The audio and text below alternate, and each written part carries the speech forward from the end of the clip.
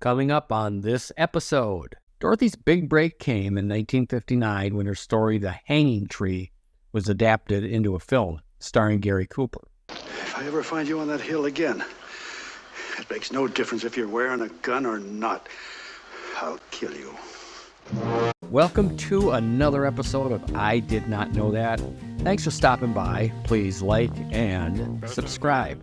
Please stop saying don't forget to like and subscribe. Sure, but how are we going to get followers? When we think of great authors of Western novels, names like Zane Grey, Louis L'Amour, and Larry McMurtry naturally come to mind. However, there's one name that deserves a place among those legends, despite maybe being less known to the general public, Dorothy M. Johnson. Although I'm sure those who are readers of that genre are well aware who she is. I recently found myself engrossed in research about The Man Who Shot Liberty Valance, a classic Western film renowned for its stellar cast, including John Wayne. Liberty Valance, the toughest man south of the picket wire. Next to me. James Stewart. What's the matter? Everybody in this country killed crazy? And the unforgettable portrayal of Liberty Valance by Lee Marvin. All right, dude. This time, right between the eyes. This led me down a rabbit hole, wondering if Liberty Valance had any basis in reality, as so often happens in the world of cinema.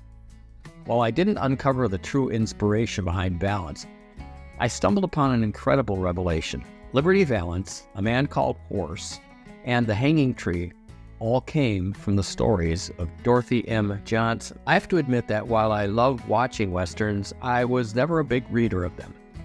But when I pictured who wrote them, I just assumed that it most likely would be men. You're sexist. And I was right. I did a Google search on great writers of Westerns, and 43 names came up. And of those names, only 2 were women. One died way back in 1947, and the other was Dorothy M. Johnson. Described by a friend as a witty, gritty little bobcat of a woman, Johnson shattered stereotypes about Western writers. Unlike the rugged and tough cowboys, Indians, and gunslingers she wrote about, she looked more like someone's grandmother or an accountant. Yet her unassuming appearance belied a remarkable talent for storytelling. Dorothy's journey to become a Western literary luminary was a story of resilience. Her family moved to Montana when she was a young child in hopes of improving her father's health. But her life took a challenging turn when her father passed away when she was only 9, leaving her and her mother struggling to make ends meet. Despite these hardships, Dorothy attended Montana State College, where she discovered her love for literature and writing. In an uncharacteristically rash decision, she hastily married a serviceman she met, a decision she soon deeply regretted. He spent and squandered money recklessly, and then he just disappeared, leaving her with all his debts. Dorothy divorced him in 1929 and vowed never to marry again, a promise she upheld for the rest of her life. She diligently paid off his gambling debts, showcasing her determination and her grit. Though she faced financial hardships, Dorothy's writing career began to take shape in the 1930s when she sold her first story called Bonnie George Campbell to the Saturday Evening Post for a handsome sum of $400, which might not sound like a whole lot now, but would be about $9,000 in today's money. But it'd be a decade before she sold another story. But her persistence paid off. She eventually moved to New York, a place she disliked, but where she honed her craft working for various magazines. She spent hours at the public library, delving into the history of the old frontier and the Plains Indian culture, seeking to separate fact from fiction. Her passion for the Wild West era was undeniable, because she was a woman writing stories about the rugged and untamed West. She'd used the name D.M. Johnson, using her initials, because who would think a woman could write authentic stories about the Wild West? But eventually she began to use her full name. However, Dorothy missed Montana, and when the opportunity arose to work at the Whitefish Pilot, a small newspaper in her hometown, she eagerly returned, despite the paper's limited budget. So she also accepted a faculty position at the University of Montana School of Journalism and served as the manager of the Montana Press Association, endearing herself to her students.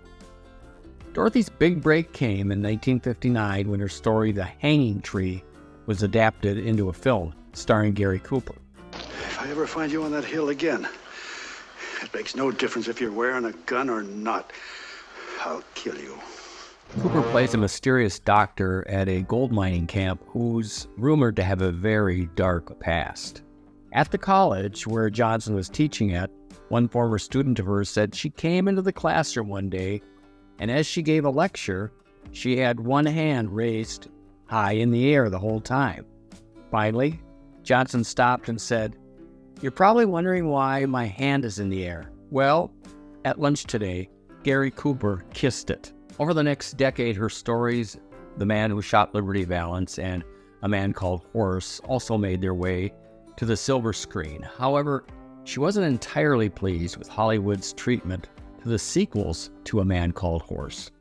Despite her meticulous research to ensure historical accuracy in depicting Native American culture, the films departed from her stickler for accuracy, and she wasn't happy about that. The Blackfeet Indian tribe admired Dorothy and embraced her as one of their own, bestowing upon her the name Kills Both Places. What set Dorothy M. Johnson apart is her understanding of the unique character of those who ventured westward.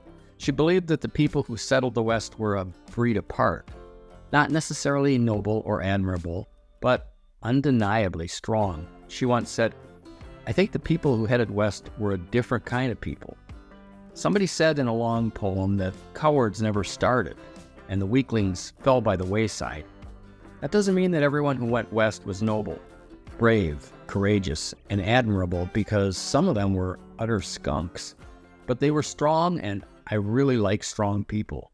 In my pursuit to uncover the inspiration behind Liberty Valance, I didn't find what I was looking for. However, I did discover a captivating author whose life and work shed light on an essential figure in Western literature. Now, armed with a new appreciation for Dorothy M. Johnson, I'm off to watch The Hanging Tree. Oh, one more thing. If you want to learn more about her, there's a really good documentary on her, and this is where I got some of the info and pictures, called Gravel in Her Gut and Spit in Her Eye. I'll post the link below. Hey, thanks a lot for joining me on this journey through the life and legacy of a remarkable writer, and we will see you soon. Better